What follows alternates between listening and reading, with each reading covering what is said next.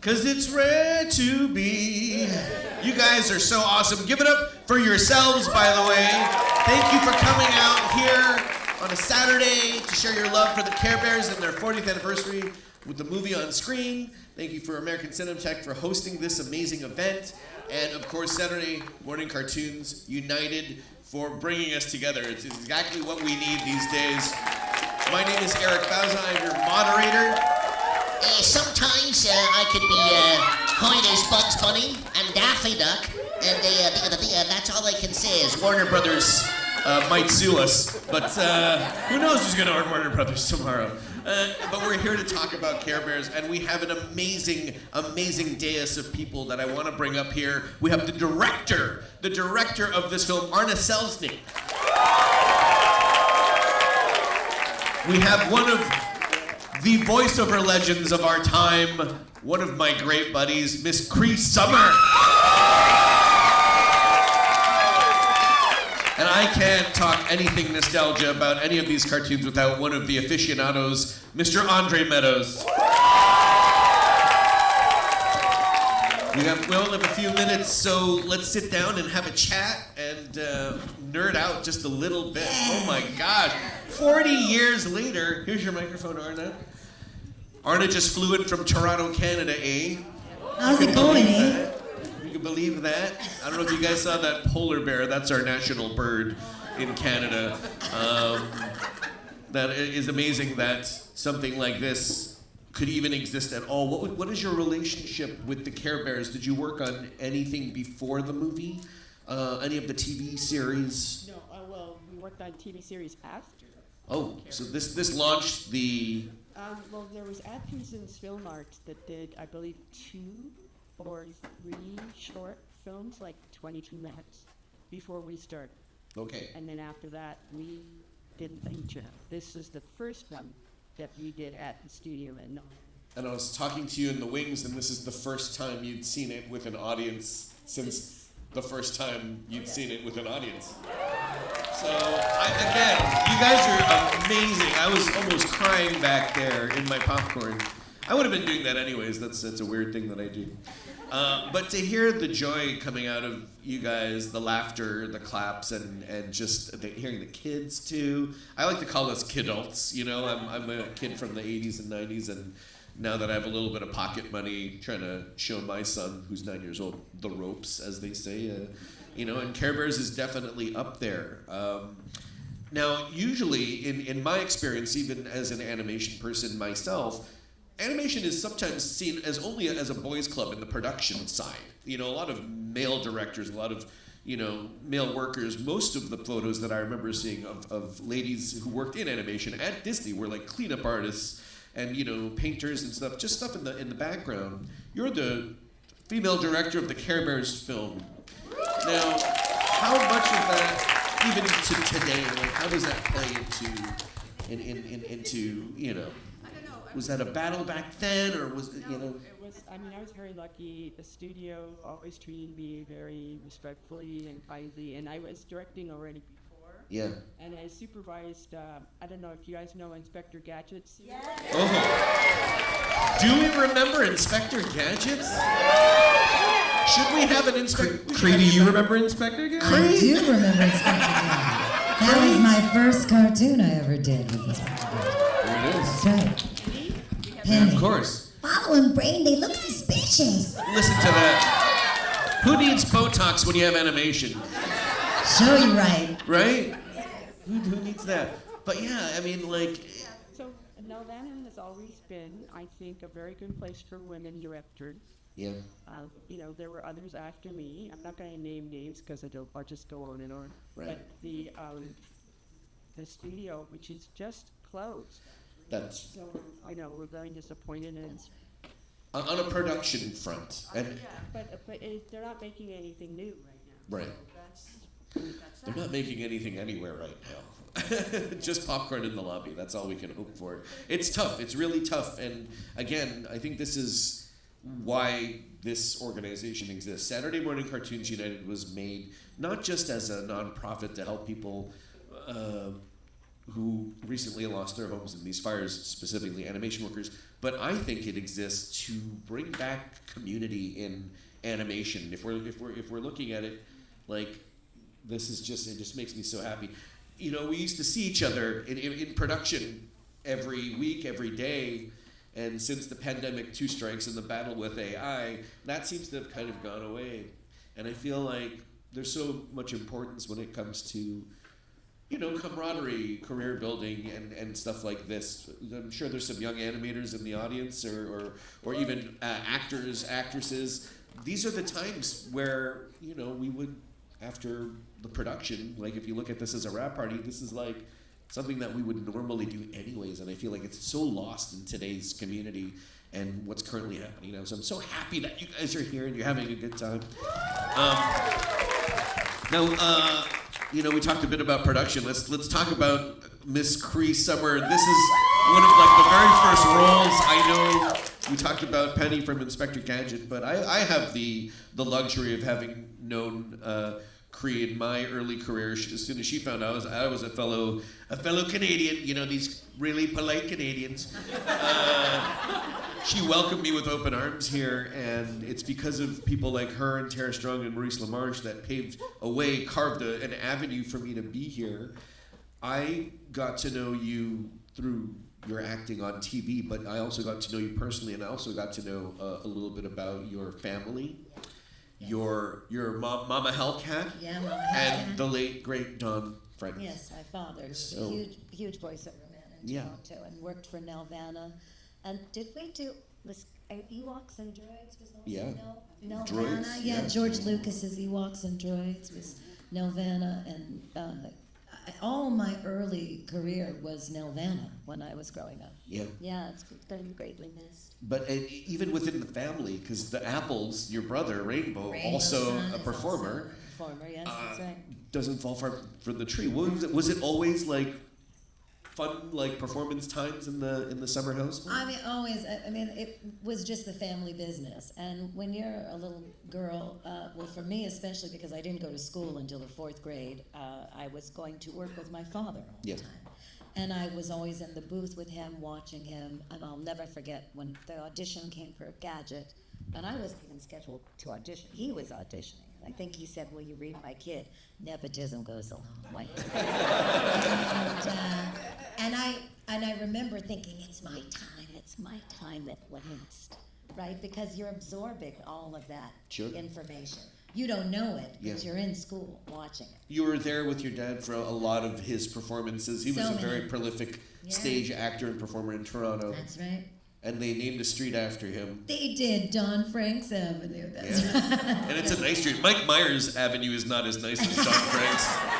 You know. That's right. That's right. Andre, what is your love and connection with Care Bears? I see you. I heard you. I was sitting in the back, and I could hear you laughing through the entire time. And you got your little homie there. You got your homie.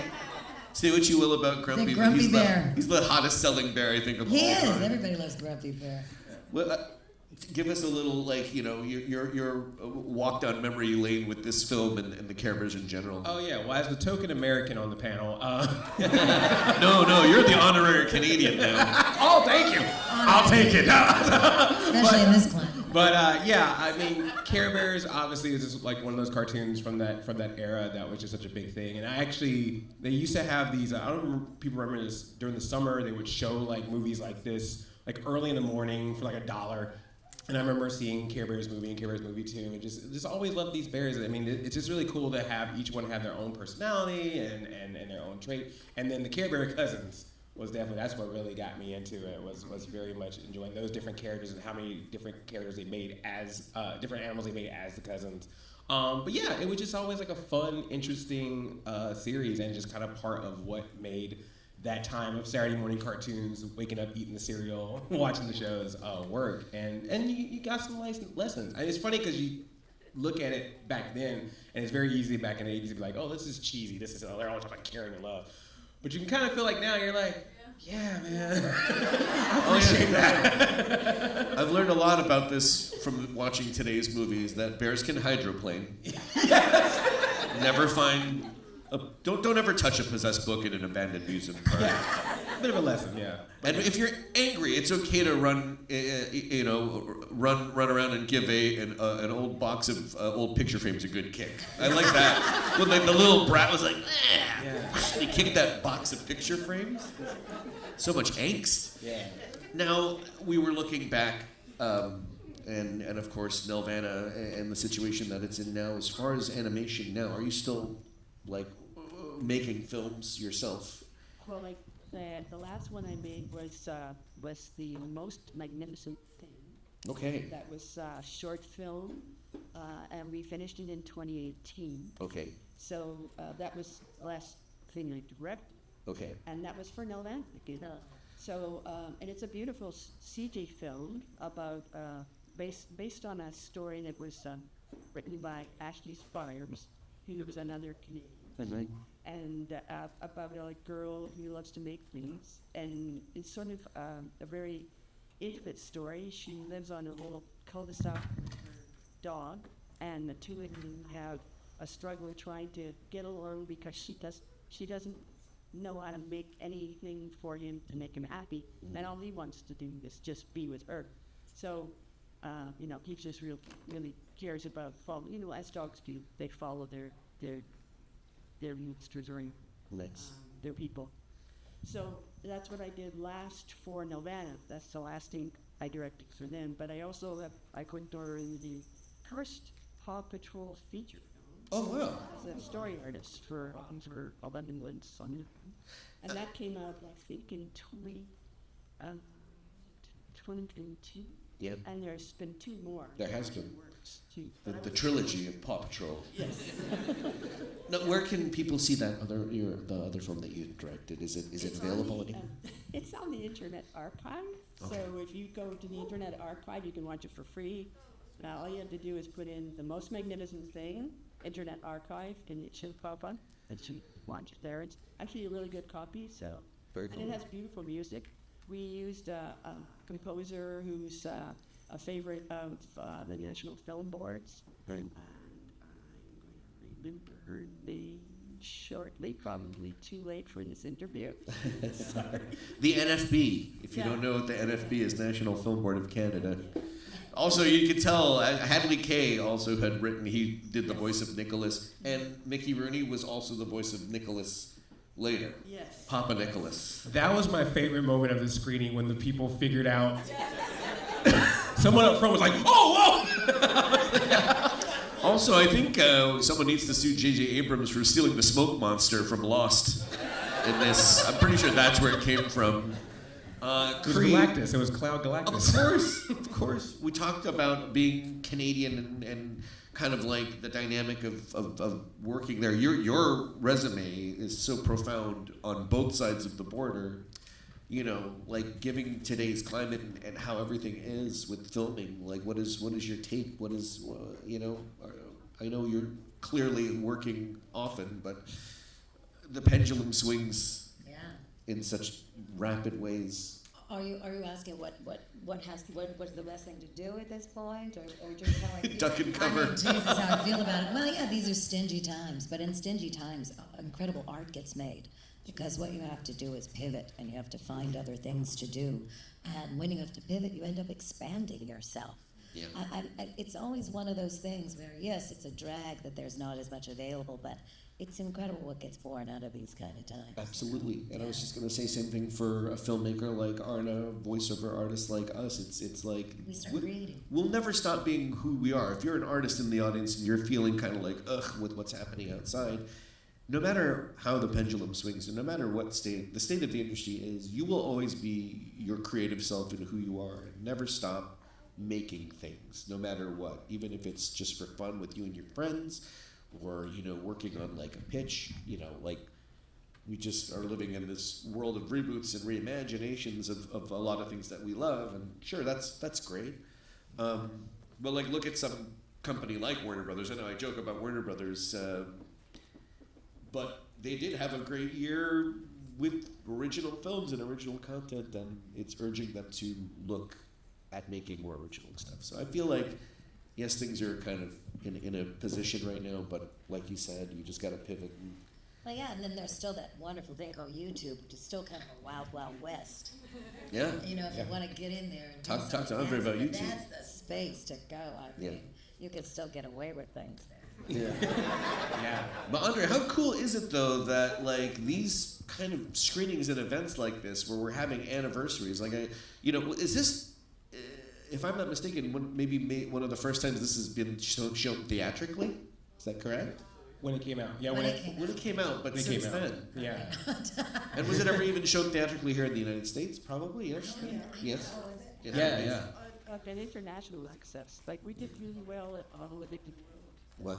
The Care Bears movie, but because kids have the toys, and Yeah. they really wanted to see the movie. So we had that extra oomph to get kids into the audience. But it was like in Canada, it won the Golden Reel Award for the most money made in that year. Yeah. And it's amazing to think that the kids, like, in tickets, how much then? Like, not even $3. Yeah. Negative. We actually people would get paid to go to the movies. That's how it's $2 Tuesday. Yeah. Toronto. It's Tuesday. $2 Tuesday. Yeah, I think it's one of the most financially successful like non-Disney animated films at that time. Yeah, it was like one of the biggest ones that wasn't from them, so that's really cool. But yeah, it's really great. But touching on the YouTube thing, yeah, it's always good to have that creativity, and it is nice that it's an open avenue for everyone. And I gotta give flowers to Cree right quick because I watched A Different World and was a big fan of Cree. Absolutely. And one of my faves. They had a little bit of crush, but but then I remember watching Tiny Toon Adventures one day. Yep. I'm gonna hug you and squeeze you. Yeah. And I was like, wait a minute. Still, I was like, that voice still got sounds- it. That voice sounds familiar. Wow, the world. And so I watched those credits and I was like, whoa. It was like the whole like Sixth Sense moment of like, it's her. And so that was really cool. And especially to see someone like you in that space because it's crazy how animation can have so many variety of characters and yet behind the scenes, you still are looking for those diverse voices. So Well, having you're you be looking part for of that. representation. I mean, Yeah. it's so funny when you bring that up. When I think of my early career in Nelvan, I was always a little white girl. Right. Always. Right. There were no black characters. I mean, get a load of that, right? And so now, of course, I've been so lucky to make a living playing who we are. Yeah. You were my smile pen. Oh, thank you, sir. Thank Oh. Yeah, that's what I do to my dog. I'm like, You hug him and squeeze him and kiss him and make him go on the paper, puppy. But yeah, I'm so glad you brought that up because that has been an ongoing struggle, because this world is made up of so many different people. Correct. And what makes animation so beloved, like movies like this, is that it's the first time in your life you get to really see the possibilities of who and what you can be. And if you don't see yourself reflected on that screen, then that imagination and some of those dreams are denied to you. Yeah. So- The space gets smaller. That's right, the doors space gets you smaller feel and smaller. isolated. But I always get a kick out of, even walking in and hearing Kim and that little castrati voice that I have. It's quite shocking. I'm like, when was I ever that innocent and pure? But I've got proof. I wanted to read what Hadley had written to me. Oh, Hadley K. He played Nicholas. And as- Darkheart. yes. And Care Bears too. Hey And Scarborough. that's the champ. He called me Hey Scarborough because Hey that's Scarborough. where I'm from is Scarborough, which That's is right. like I don't know what is in the water there. I think it's schizophrenia.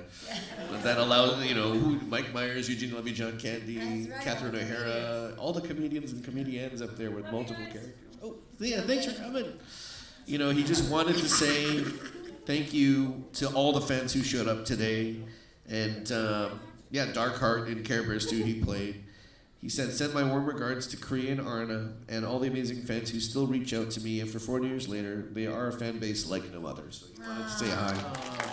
And speaking of fans, we have a few moments left. I was watching Care Bears 2 today. Oh, yeah. Well, I thought that was going to show Care Bears 2, and I was like, well, I'm all brushed up. I know what's going on. Then I walk in, and it's Care Bears 1. So just to let you know, I'm on top of it. Yeah. But watching Care Bears 2 at the end, when Darkheart is finally remorseful, and he goes, sorry. Sorry, yes.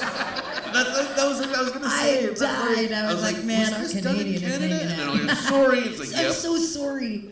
Sorry about that. We do have a few minutes left for some audience Q&A. If there are any questions that you guys have for these amazing people, we would love to invite you. You did put your hand up first.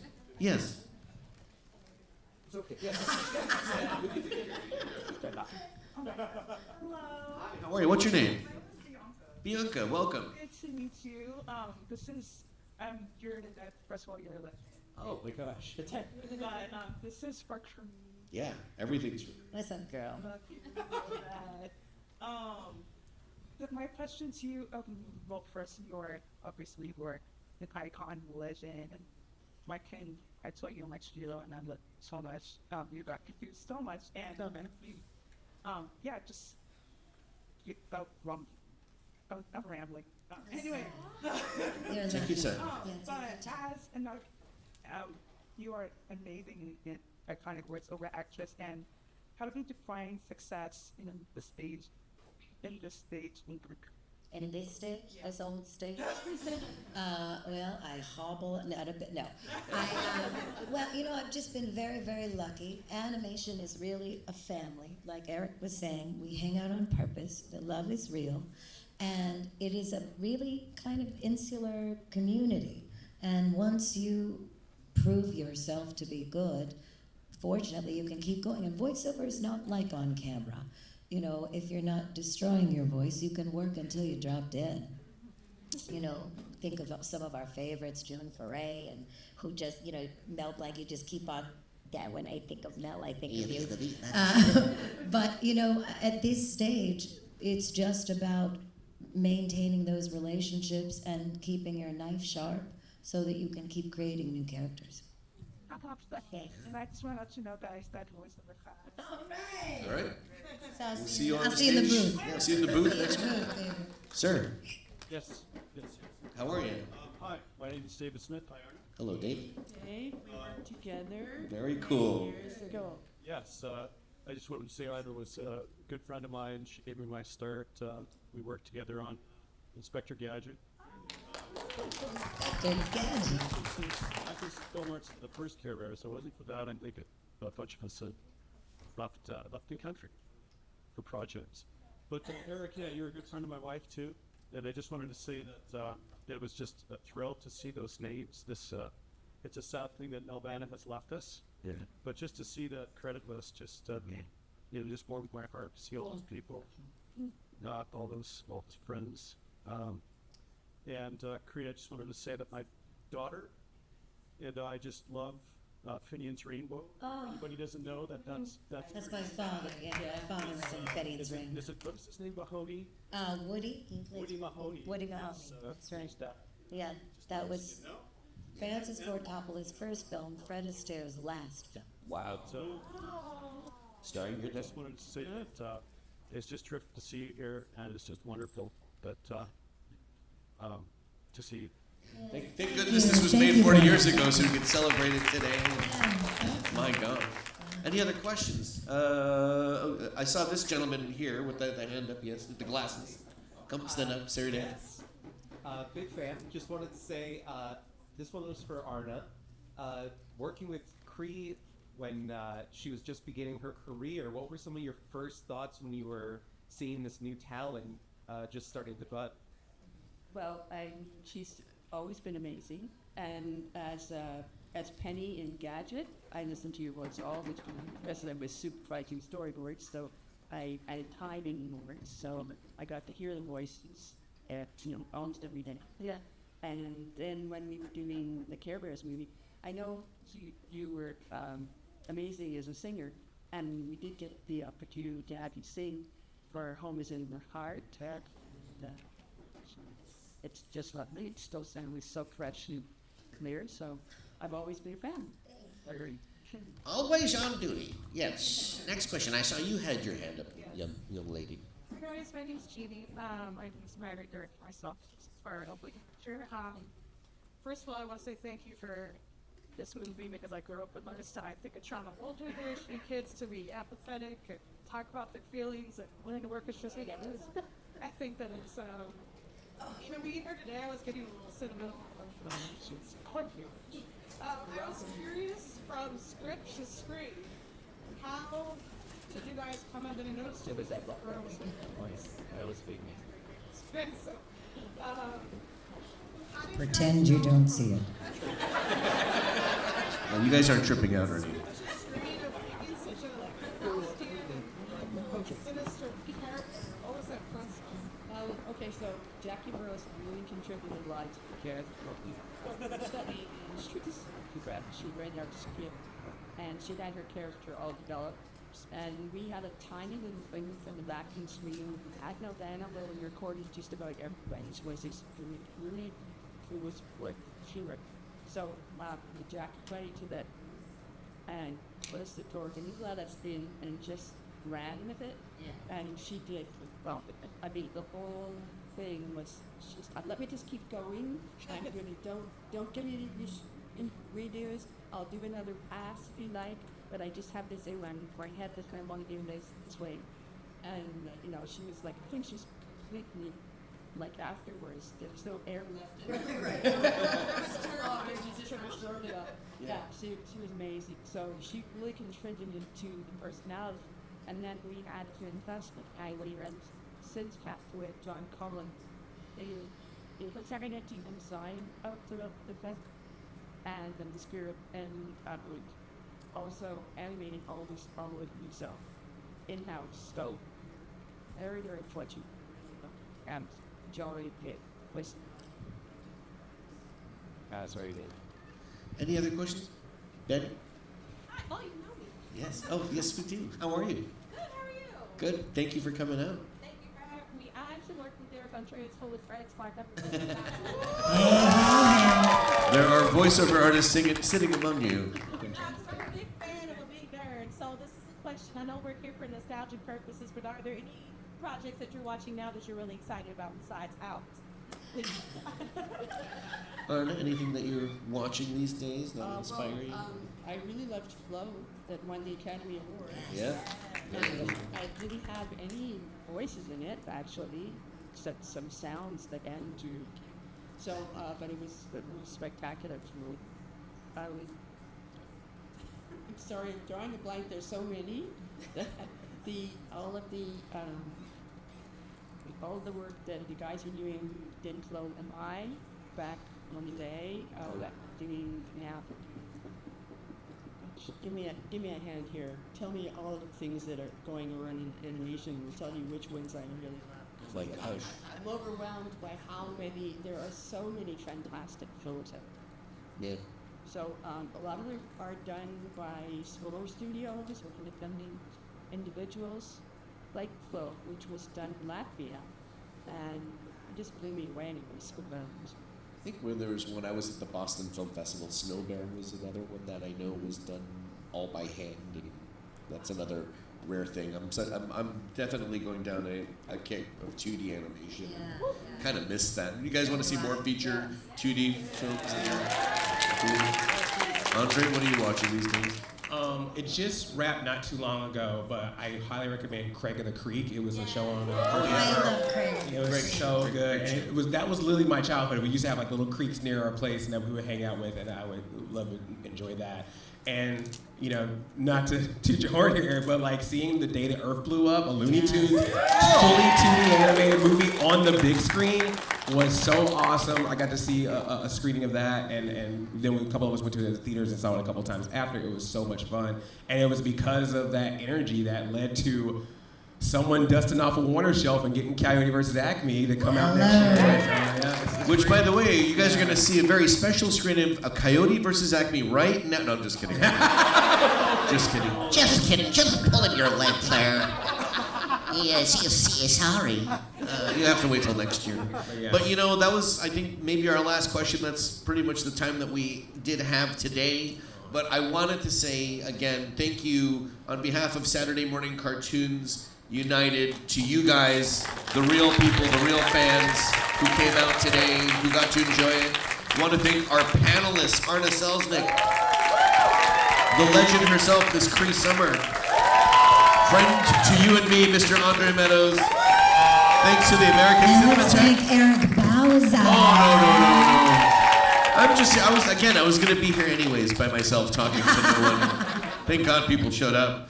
But we have so much more exciting stuff coming down the pipeline with Saturday Morning Cartoons United. Again, we just announced at the top of this program that we are have exclusive theatrical rights to show Pee-wee's Playhouse Christmas Special this December. There's so much more coming down the pipeline, and if you guys keep showing up like this, we have no reason to stop. We have to keep going and spread the love, spread the joy. And again, thank you guys for coming out today. We really appreciate it. Thank you all. Okay, then release the bears. Yeah. We're gonna try to get like a big I photo. thought it was an edible, but they're really here. If you guys are down, I almost want to take a really fun selfie with you guys. Oh, grumpy. But seriously, y'all, thank you for coming out and enjoying the nostalgia. Thanks for still loving the things that we used to get made fun of back in the day, right? And don't forget to follow us at Cartoons United on Instagram and other social media outlets.